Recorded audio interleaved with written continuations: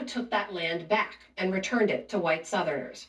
That 2-year reporting project done by the Center for Public Integrity, Reveal, and Mother Jones is now the largest collection of land titles from the 40 Acres program ever to be analyzed and published.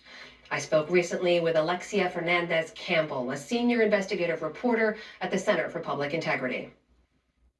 Alexia, welcome. Thanks so much for being here. I'm so happy to be here. So take me back to the fall of 2021. You were working on an entirely different project unrelated to this. You're digging through the digital archives at the Smithsonian, and you come across the name Fergus Wilson on an 1865 document. How does that change the course of your reporting? I didn't immediately realize what I was looking at. I did some Googling. I'm like, this is the 40 Acres program. And I was thinking, but everything I knew about it was that it was a promise that was never kept. It's something that didn't happen. So to me, like that disconnect, we're like, oh, they're land titles. I don't think this is common knowledge. So a lot of folks have heard this phrase, right? 40 acres and a mule. As you say, a lot of people thought, okay, this just never happened. And your reporting is called 40 Acres and a Lie. What's the truth behind this program? What do people not know? What people don't know is that it wasn't just a promise that was broken. People received land titles. We found more than 1,250 people who got land titles, men and women.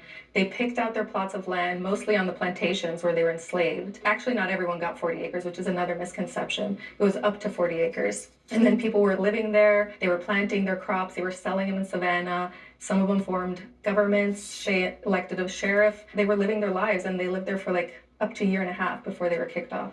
They were kicked off. I want to stop you there so you can tell us a little bit more and also remind people what it took you to get to the point of finding those 1,200 people that you did. You and your reporting team, you reviewed thousands of records, you conducted hours of genealogical research, you even employed artificial intelligence to sort through the millions of documents online.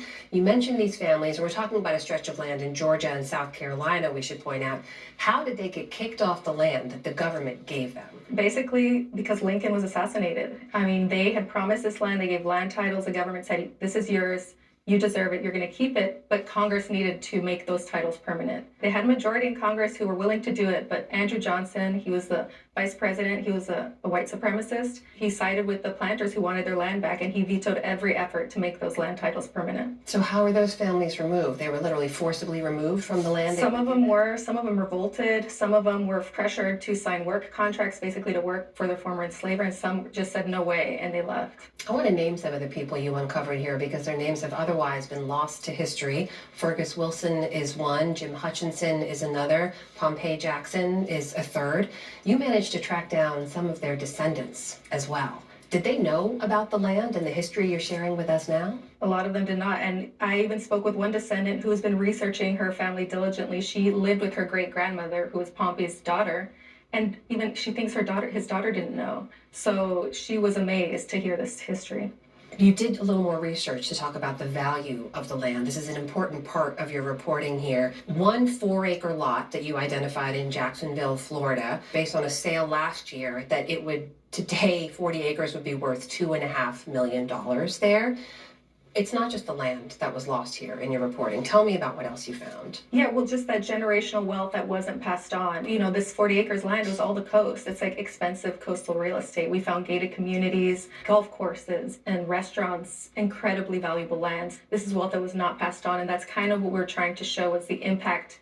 This is not a history lesson only. It's the impact on people who are alive today. The people who live there now, the communities that are there now, is any of this history part of what they know? Are they aware of it? No, absolutely not. And it was very jarring for me to go to some places where there's no sign other than like the Habersham plantation gated community. That's, I guess, that sign. But as far as the 40 acres that it was given to someone and taken back, there's zero signs. Do you have any way of calculating the full loss of generational wealth here? That was actually one of the hardest things to do. We wanted to, because there were like 75 plantations more where this land titles were handed out, but we couldn't find maps for all these old plantations to figure out exactly where they were. So we had to just use these examples. And the examples we found, some of them were like shocking, like you said, millions of dollars for 40 acres today.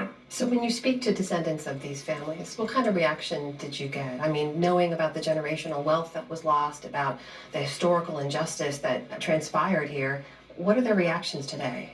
People have had a lot of different reactions. I would say a very common one was the cynicism, kind of like, yeah, of course, the government took it away. Like, of course, we would be given land, and my ancestors would be given land and be taken away. That was just the beginning of like many hundreds of years of like injustices against the Black Americans. So a lot of people were not surprised. There were some people who were surprised to find out they were personally connected to that history, but no one was surprised that the land was taken back. There is a sort of what now component to all this, right? Is there a way to correct a historical injustice like this? Some people have been asking if there's any legal recourse.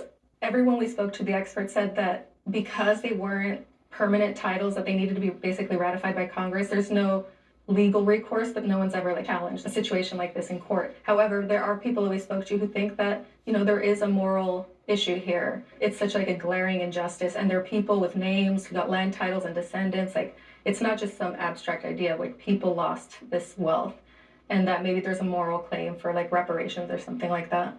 It's just a remarkable piece of reporting. I know a labor of love for you and your team, 2.5 years of work there. It's online now for anyone who wants to read the whole thing, 40 Acres and a Lie. Alexia Fernandez Campbell, thank you so much for joining us today. Thanks for having me.